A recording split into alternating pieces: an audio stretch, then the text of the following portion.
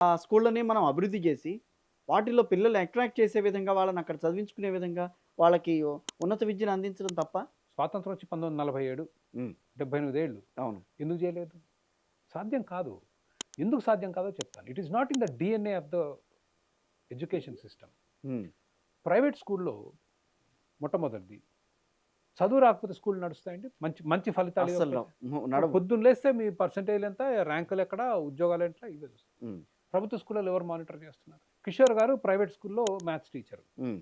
మీకు 10వ తరగతిలో మీ మీ దగ్గర ఒక 60 మంది విద్యార్థులకు మీరు మ్యాథ్స్ చెప్తున్నారు. హ్మ్. 30 మంది ఫెయిల్ అయ్యారు. ఉద్యోగం ఉంటుందా మీకు? ఉండదు. తెల్లారి పీకేస్తాడు. ప్రభుత్వంలో ఎవరు చేస్తున్నారు? Right. There is no accountability. Okay. Hmm. And అట్లాంటి వాతావరణంలో మన చదువులొస్తుంది. దాన్నేదో ఇంక నేను మారుస్తాను అంటే నేననేది it is not in the DNA of these systems. హ్మ్. మీకు ఎప్పుడైతే ఆ పోటీ వాతావరణం వస్తుందో, ఎక్కువ మంది విద్యార్థులు రావాలి మా స్కూల్‌లో చదవాలి. అంటే ఏం చేస్తే వస్తారు ఎక్కువ మంది విద్యార్థులు? మంచి చదువు చెప్తే వస్తారు. మంచి టీచర్‌లొస్తే వస్తారు. అవును. టీచర్‌లకు మంచి జీతాలిస్తే మంచి టీచర్‌లొస్తారు. ఇది ఒక ఒక ఒత్తిడి. హుహు.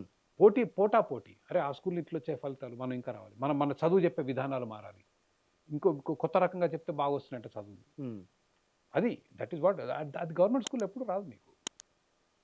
You will not get it. So, we have to find solutions. Hmm. And నేననేది it is not a small problem. Hmm. It is a very significant problem కదా! కరెక్టే. అలాంటప్పుడు స్కూల్స్ మీద concentration చేయకూడదనంటారా?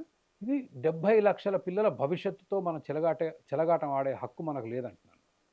Whatever you are spending on them పిల్లలకిచ్చి, "అరే! నీకు ఇష్టం ఉన్న దగ్గర చదువుకో" అంటున్నాను. మీరెట్లా ఖర్చు పెడుతున్నారు కదా sir! Give it to the child in a cheque. This is called a voucher. నీకు ప్రైవేట్ స్కూల్‌లో చదువుకోవాలా? చదువుకో. ప్రభుత్వ స్కూల్‌లో చదువుకోవాలా? చదువుకో. నీకు ఇష్టం దగ్గర చదువుకో. Give them a choice. అది సాధ్యమవుతుందనంటారా? ఎందుకు కాదు?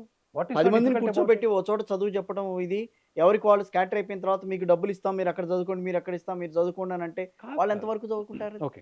This is called a voucher system. Okay. It is there in many countries around the world. ఆహా! అమెరికాలో ఉందనుకోండి. ఓకే. కొన్ని ప్రాంతాల్లో this lot of violence, oh! అవును. Drugs, hmm. The culture is not right for education. అక్కడ ప్రభుత్వ స్కూల్‌లు దుర్భరంగా ఉంటాయి. హుహు.